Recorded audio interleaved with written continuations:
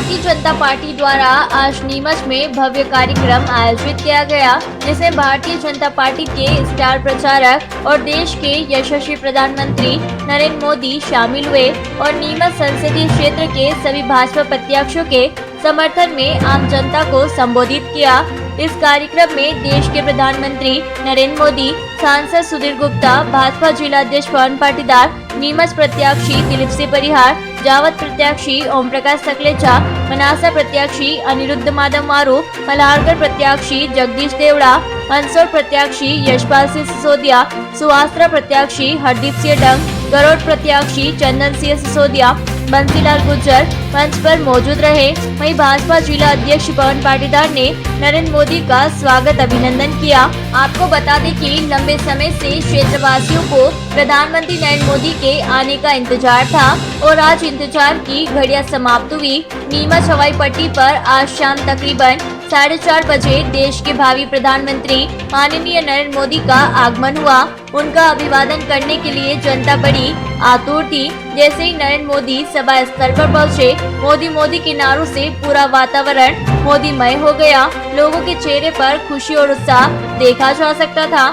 वहीं मोदी ने अपने भाषण के दौरान अपने कार्यकाल में भारतीय जनता पार्टी द्वारा किए गए विकास कार्यों का वर्णन करते हुए बताया कि जहां कांग्रेस ने अपने पूरे कार्यकाल में मात्र 6000 घर गरीबों को आवंटित किए थे, वहां भाजपा ने अपने कार्यकाल में 10 लाख घर गरीबों को दिए हैं। कांग्रेस कहती थी कि जब हम 1 रुपया बेचते हैं तो 15 पैसा ही गरीबों तक पहुंचता है, बाकी 85 पैसा नहीं पहुंच पाता। लेकिन भाजपा ने इस प्रकार की व्यवस्था की है कि गरीबों के पैसों पर कोई पंजा न मार सके और पूरा पैसा गरीबों तक पहुंचे। इसके लिए आधार नंबर, बैंक खाते और मोबाइल नंबर को लिंक किया गया। क्रेडिट कार्ड, डेबिट कार्ड जैसी फैसिलिटी जो कांग्रेस के शासनकाल में भी थी, लेकिन लोगों को इससे वंचित रखा गया था। इसी के साथ मोदी ने कई भाजपा की उपलब्धियां गिनाई और लोगों से कहा कि क्या मेरा एक निजी काम करोगे, क्या मेरे लिए काम करोगे। जब लोगों ने बड़े उत्साह के साथ कहा हाँ करेंगे, तब मोदी ने कहा कि घर घर जाकर सभी बड़ों को यह कहना कि मोदी नीमच आया था और उसने आपको प्रणाम किया है और समझ जाएंगे और बीजेपी को वोट करेंगे, मुझे आशीर्वाद देंगे और वही आशीर्वाद मुझे साहस देगा, हिम्मत देगा, आप लोगों के लिए कार्य करने के लिए प्रेरणा देगा। आप लोगों को घर घर जाना है और हाथ जोड़कर भारतीय जनता पार्टी के लिए मतदान करवाना है, जिससे गरीब लोगों का भला हो सके और भारतीय जनता पार्टी एक सुशासन दे सके। आप सभी मेरे परिवारजन दीपावली के पावन अवसर आरंभ हो चुका है। मैं आप सबका अभिवादन करता हूं, अभिनंदन करता हूं। आप इतनी बड़ी तादाद में हम सबको आशीर्वाद देने के लिए पधारे हैं। आपका ये आशीर्वाद हमारे लिए बहुत बड़ी पूंजी है। ये अभूतपूर्व दृश्य है और जो एनर्जी है, हेलीकॉप्टर तक सुनाई देता था।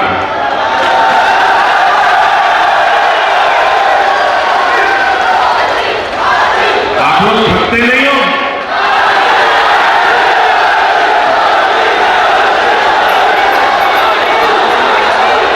ये आशीर्वाद एमपी में सुशासन की निरंतरता को है। ये आशीर्वाद एमपी के विकास को है, एमपी की समृद्धि को है। ये आशीर्वाद भाजपा के ट्रैक रिकॉर्ड को है। ये आशीर्वाद मोदी की गारंटी के लिए है। मोदी की गारंटी यानी हर गारंटी के पूरा होने की गारंटी।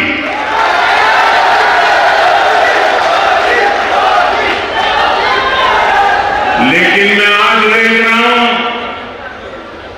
मोदी की गारंटी से भी ज्यादा मजबूत गारंटी मध्य प्रदेश के नागरिकों की है। उन्होंने गारंटी दी है सरकार बनाने की।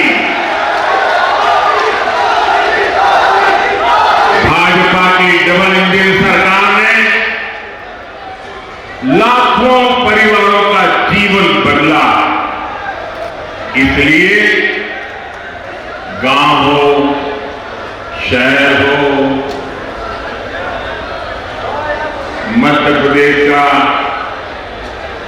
कोई कोना ऐसा नहीं होगा जहां का हर नागरिक, माता हो, बहनें, भाई, नौजवान, हाँ पूरा एमपी कह रहा है, पूरा एमपी एक स्वर से कह रहा है। एमपी के मन में, एमपी के मन में, एमपी के मन में और मोदी के मन में, मोदी के मन में। मेरे परिवारजनों, नीमच का हमारे स्वतंत्रता संग्राम में महत्वपूर्ण योगदान है। यहां आंदोलनकारियों के लिए सैन्य मुख्यालय बनाया गया। ये धरती सीआरपीएफ की जन्मस्थली के रूप में भी जानी जाती है और नीमच के फुटबॉल प्रेम की किसे तो पूरे देश जानता है। राष्ट्रभक्ति, राष्ट्र रक्षा और एकजुटता के संस्कार यहां की मिट्टी के कण कण में है। लेकिन साथियों, कांग्रेस देश की इस मिट्टी को धोखा देने का काम कर रही है। सत्ता के लालच में कांग्रेस ने हमेशा समाज को बांटने का काम किया है। फूट डालो और राज करो की नीति पर चली है। कांग्रेस की कुनीति से देश में आतंक और अराजकता से ऐसा काम बन गया, अराजकता को इतना बढ़ा गया। आजादी के समय राष्ट्र निर्माण का जो जज्बा था वो कांग्रेस ने एक परिवार की भक्ति में कुचल करके रख दिया। कांग्रेस की सरकार चाहे केंद्र में रही हो या फिर राज्य में, उसने हमेशा भ्रष्टाचार के नए नए रिकॉर्ड बनाए हैं। मेरे परिवारजनों, कांग्रेस की इसी मानसिकता के कारण एक के बाद एक कई राज्यों से कांग्रेस साफ होती चली गई, नामो निशान मिट रहा है। एमपी में भी 2 दशक हुए हैं ये कांग्रेस बहुमत के लिए तरस रही है। कांग्रेस के पास विजन के नाम पर सिर्फ विरोध और विभाजन है, और जहां विभाजन होता है वहां विजन संभव ही नहीं होता है। कांग्रेस ने पूछा कर नहीं, उनको पहली बार भाजपा ने ही राजनीतिक और आर्थिक भागीदारी की। भारत की इसी सामूहिक शक्ति के कारण भारत और भारतीयों का डंका आज पूरी दुनिया में बज रहा है। बज रहा है कि नहीं बज रहा है? चारों तरफ भारत भारत जय जयकार हो रहा है कि नहीं हो रहा है? इंग्लैंड में भी भारत भारत होता है कि नहीं होता है? आपने देखा होगा कल इंग्लैंड में दिवाली मनाई जा रही थी, दिए जलाए जा रहे थे। दुनिया में हर जगह पर हिंदुस्तान का नाम ऊंचा हो रहा है। आपको गर्व हो रहा है? आपका माथा ऊंचा रहा है? ये दुनिया में भारत का नाम क्यों ऊंचा हो रहा है? क्या कारण है? क्या कारण है? आपका जवाब सही नहीं है। ये मोदी के कारण नहीं है, ये आपके एक वोट के कारण है, जिसने मजबूत सरकार बनाई और उसके कारण हुआ। ये आप लोग हैं जिन्होंने देश हित में कड़े और बड़े फैसले लेने वाली भाजपा की मजबूत सरकार बनाई। और यही बात कांग्रेस को पिछले 10 साल से बच नहीं रही। जिस मोदी को ये दिन रात गाली देते हैं, वो ये सब कुछ कैसे कर पा रहा है? यही बात कांग्रेस को खल रही है। इसलिए कांग्रेस देश में अस्थिरता फैलाना चाहती है, अराजकता फैलाना चाहती है।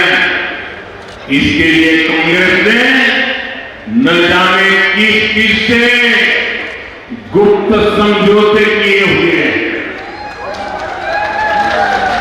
विदेश के जो लोग खुलेआम भारत के खिलाफ साजिश रखते हैं, कांग्रेस अब उनके साथ खड़ी नजर आती है। इसलिए मध्य प्रदेश के लोगों को कांग्रेस से बहुत सतर्क रहना है। मेरे परिवारजनों, कांग्रेस देश के लिए सिर्फ समस्या पैदा करना चाहती है, उसके पास कोई समाधान नहीं है। महात्मा गांधी कहते थे कि ईमानदारी से शासन चलाना चाहिए, देश में राम राज्य लाना चाहिए।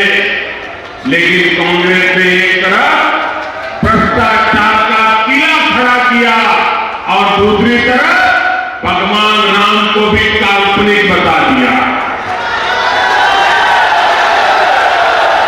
हमारे बाबा साहब आंबेडकर कहते थे कि गरीब से गरीब को, हर वंचित को सम्मान का जीवन मिलना चाहिए। लेकिन कांग्रेस ने इसका भी उल्टा ही किया। आजादी के इतने दशक तक गरीब, दलित, ओबीसी, आदिवासी छोटी छोटी जरूरतों के लिए सरकारों पर आश्रित रहा, मोहताज रहा। मैं आपको पीएम आवास योजना, शहरी ग्रामीण की बात नहीं कर रहा हूं, शहरी पीएम आवास योजना का एक उदाहरण है। दिल्ली में जब 10 साल तक कांग्रेस की सरकार थी, तब मध्य प्रदेश के शहरी गरीबों के लिए सिर्फ, ये आंकड़ा याद रखोगे, जरा जवाब दीजिए, आंकड़ा याद रखोगे? कांग्रेस के शहर के गरीबों के लिए 6,000 घर स्वीकृत किए। कितने? याद रखिएगा आंकड़ा। कांग्रेस के 10 साल में एमपी के शहरों के लिए सिर्फ 6,000 घर स्वीकृत हुए। कितने? आपने भाजपा की डबल इंजन सरकार बनाई, अभी हमारे 10 साल पूरे नहीं हुए हैं। हमने एमपी के शहरों के लिए कितने घर स्वीकृत किए बताओ आंकड़ा। उन्होंने कितने किए थे? उन्होंने कितने किए थे? मोदी ने किए हैं करीब करीब 10 लाख। यानी कांग्रेस के 6,000 घर और भाजपा की तरफ से 10 लाख घर। कहीं है कोई मुकाबला? कोई मुझे बताए कोई है मुकाबला? और सुनिए, इन 10 सालों में एमपी के शहरों में रहने वाले गरीब परिवारों को हम 7 लाख से अधिक घर बनाकर दे भी चुके हैं। और बीच में कोरोना की तकलीफ थी, काम ठप था, तो भी 7 लाख पूरे किए। अगर वो मुसीबत ना आती तो शायद 10 लाख भी पार कर जाते। और मैं आपको फिर याद दिलाऊंगा, मैं सिर्फ शहरों के आंकड़े आपको बता रहा हूं। आज मैं गांव की बात नहीं कर रहा हूं। हमने गांवों में भी लाखों घर अलग से बनाए हैं।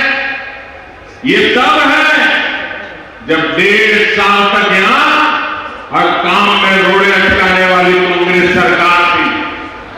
यानी मेरा यहां तो 2 साल कोरोना के कारण और 1.5 साल, क्या नाम बोलते हैं आप लोग उनको? क्या बोलते हैं? बोलो मुंगी का। मेरे परिवारजनों, कांग्रेस की वजह से सालों साल से एक और समस्या हमारे देश में विकराल हुई। एक समस्या थी गरीब के हक में लूट कैसे करना। कांग्रेस के एक प्रधानमंत्री कहते थे कि दिल्ली से 100 पैसा भेजता हूं तो 15 पैसा लाभार्थी तक पहुंचता है, मतलब 85 पैसा। अब आप मुझे बताइए, पंचायत से पार्लियामेंट तक उन्हीं का झंडा फहरता, उनकी ही सरकारें थी। और वो कहते हैं कि 100 पैसे भेजता हूं, 15 पैसा पहुंचता है। ये 85 पैसे कौन सा पंजाब मार लेता है? वो कौन सा पंजाब था जो 85 पैसे मार लेता था? कांग्रेस ने जो समस्या पैदा की, उन्होंने तो कहकर के छूट गए कि 85 पैसे चोरी होता है, जो होता है। उन्होंने समस्या पैदा की, उसका समाधान भी भाजपा ने भी किया। यानी कांग्रेस मतलब समस्या, भाजपा यानी सीधा समाधान। हमने मोबाइल, आधार और बैंक खातों की एक ऐसी त्रिविध शक्ति बनाई। इस त्रिविध शक्ति के बाद हमने गरीबों के बैंक खातों में सीधे उनके पैसा, हल्का पैसा भेजना शुरू किया। आज पीएम किसान सम्मान निधि के 2,60,000 करोड़ रुपए किसानों के बैंक खातों में सीधे गए हैं। आज एमएसपी पर सरकार खरीदी के पैसे भी किसानों के बैंक खातों में सीधे जा रहे हैं। आज पीएम आवास के घर बनाने के पैसे भी लाभार्थियों के बैंक खातों में सीधे जा रहे हैं। कोरोना के संकट के समय हमने महिलाओं के बैंक खातों में हजारों करोड़ रुपए सीधे कहीं कोई लीकेज नहीं, कांग्रेस का कोई बिचौलिया नहीं। साथियों, सरकार चलाने का कांग्रेस का एक और तरीका है, ये भी आप लोगों को पता होना चाहिए। देश को टेक्नोलॉजी में जानबूझकर पीछे रखकर कांग्रेस इससे भी पैसा कमा लेती थी, क्योंकि टेक्नोलॉजी आएगी तो नई व्यवस्थाएं बनाएगी और ये कांग्रेस को बिल्कुल पसंद नहीं आता। पुरानी व्यवस्थाओं में कांग्रेस अपनी कमाई के साधन खोज लेती थी। जब कांग्रेस सरकार थी तब देश 2G घोटाले में ही उलझे हुए थे। याद है ना 2G घोटाला? भूल गए? 2G घोटाला याद है? भाजपा के 10 साल के सेवा काल में आज देश 5G की रफ्तार से आगे बढ़ रहा है। मेरे परिवारजनों, कंप्यूटर, मोबाइल फोन और इंटरनेट तो दुनिया में बहुत पहले आ चुके थे, लेकिन भारत में देर से पहुंचे। ऑनलाइन बैंकिंग की, एटीएम की, क्रेडिट डेबिट कार्ड की टेक्नोलॉजी तो पहले भी थी, लेकिन भारत में समय पर नहीं आई। वो इसलिए क्योंकि कांग्रेस की नीयत समाधान की नहीं थी। सिर्फ 6-7 साल के भीतर ही भारत के भीम यूपीआई ने बैंकिंग सिस्टम को बदल करके रख दिया। आज पूरी दुनिया में भारत की डिजिटल क्रांति की चर्चा होती है। साथियों, मैं आपको एक और उदाहरण देना चाहता हूं। हमारे जो रेहड़ी पटरी वाले लोग होते हैं, जो फुटपाथ पर छोटा मोटा कारोबार करते हैं, जो आपके घर पे आकर के सब्जी बेचते हैं, दूध बेचते हैं, क्या कभी ये रेहड़ी पटरी ठेले वाला यही सोचता रहा कि वो जीवन पर यही काम करेगा, जिंदगी ऐसे ही गुजारेगा, उनके बच्चे भी यही करेंगे? ये मोदी ने तय किया है कि नहीं, मैं इससे भी बदल के रहूंगा। वो सोचता है कि एक दिन उसकी भी बड़ी दुकान होगी, उसका भी कारोबार बढ़ेगा, लेकिन दुकान तो तब होगी जब उसे बैंकों से मदद मिलेगी। पहली बार इन रेहड़ी ठेले पटरी वाले साथियों को किसी सरकार ने बैंकिंग से जोड़ा। कांग्रेस के राज में तो जिसके पास पैसा था, बैंक उसी के लिए थे। भाजपा सरकार ने पीएम स्वनिधि योजना लाकर रेहड़ी पटरी वालों को नया जीवन दिया। देश के 50 लाख से ज्यादा गरीब साथियों को अपना कारोबार बढ़ाने के लिए बैंक से मदद मिली। यहां एमपी में भी 7 लाख से अधिक रेहड़ी फुटपाथ वालों को 1400 करोड़ रुपए की मदद दी गई है। जब गरीब की चिंता होती है, जब गरीब की सेवा का जज्बा होता है, तो ऐसे उत्तम से उत्तम काम होते रहते हैं। मेरे परिवारजनों, भाजपा की डबल इंजन की सरकार बहनों बेटियों के सशक्तिकरण के लिए समर्पित है। कांग्रेस ने तो सिर्फ गिने चुने परिवारों के बेटे बेटियों को ही सशक्त किया। भाजपा हर परिवार की बेटियों को सुविधा, सुरक्षा और सशक्तिकरण से जोड़ रही है। कांग्रेस लोकसभा और विधानसभा में 33% आरक्षण को लटकाती रही, और कांग्रेस के लिए लटकाना, फटकाना, अटकाना उनके चरित्र का हिस्सा है। मोदी ने बहनों बेटियों को दी एक गारंटी, वो भी पूरी कर दी। मोदी ने खदानों से लेकर सेना के अग्रिम मोर्चे तक हर दरवाजे बेटियों के लिए खोल दिए। आज बेटियां सेना में भर्ती हो रही है, उनके लिए सेनाओं में अफसर बनने के नए रास्ते खुले।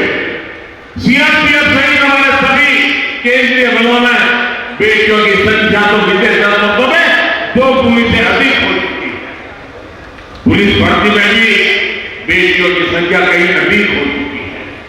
साथियों, मध्य प्रदेश की भाजपा सरकार ने भी महिला सशक्तिकरण के लिए खूब काम किया है। पूरे देश में इसकी प्रशंसा हो रही है। लाडली बहना और लाडली लक्ष्मी योजना से बहनों बेटियों को बहुत मदद मिलती है। मेरे परिवारजनों, बीते 2 दशक में भाजपा सरकार ने एमपी को देश के अग्रणी कृषि राज्यों में स्थापित किया है। अब भाजपा एमपी को देश के बड़े औद्योगिक राज्य में लाने के लिए कमर कस के निकला पड़ा है। इसलिए मालवा निमाड़ में इतने बड़े स्तर पर इंफ्रास्ट्रक्चर का निर्माण हो रहा है। एमपी में औद्योगिक कॉरिडोर बनाए जा रहे हैं। यहां नीमच में भी 500 से अधिक उद्योग स्थापित किए गए हैं, जिनमें करोड़ों रुपयों का निवेश हुआ है। मैं युवा साथियों को कहूंगा, आने वाला समय आपका है। हमें मिलकर एमपी को टॉप इंडस्ट्रियल इकोनॉमी बनाना है। इसके लिए जरूरी है कि मालवा निमाड़ इस बार पुराने सारे रिकॉर्ड तोड़ दे। हर सीट, हर बूथ पर कमल का फूल पूरी ताकत से खिलना चाहिए। खिलेगा ना? आप घर घर जाओगे? ऐसा तो नहीं ना अब इतनी बड़ी सभा हो गई, अब तो चुनाव जीत गए, चलो सो जाओ, ऐसा तो नहीं करोगे ना? पूरी मेहनत करोगे, घर घर जाओगे, हर पोलिंग बूथ में अड्डा लगा करके बैठोगे, वोट पक्के करोगे, पोलिंग बूथ जीतने का संकल्प करके जाओगे, एक भी पोलिंग बूथ नहीं आओगे। हमें हर पोलिंग बूथ को जीतना है, हर पोलिंग बूथ में कमल खिलाना है। करोगे पक्का? अच्छा, मेरा एक काम करोगे? मेरा एक काम करोगे? क्यों हवा दब गई भाई? ऐसे थोड़ा चलता है। अच्छा, मेरा एक काम करोगे? ये चुनाव वाला काम नहीं है, ये मेरा निजी काम है। करोगे? मेरे स्वार्थ का काम है। करोगे? पक्का करोगे? देखिए, काम करना, घर घर जाना और हर परिवार में जाकर के हाथ जोड़कर कहना सभी बड़ों को कि मोदी जी नीमच आए थे, मोदी जी ने आपको प्रणाम कहा है। इतना मेरा संदेश पहुंचा दोगे? आप जैसे ही उनको मेरा प्रणाम पहुंचाओगे ना, वो मन से मुझे आशीर्वाद देंगे और वो आशीर्वाद मेरे लिए बहुत बड़ी औषध होते हैं। वो आशीर्वाद मेरे लिए बहुत बड़ी ऊर्जा होते हैं।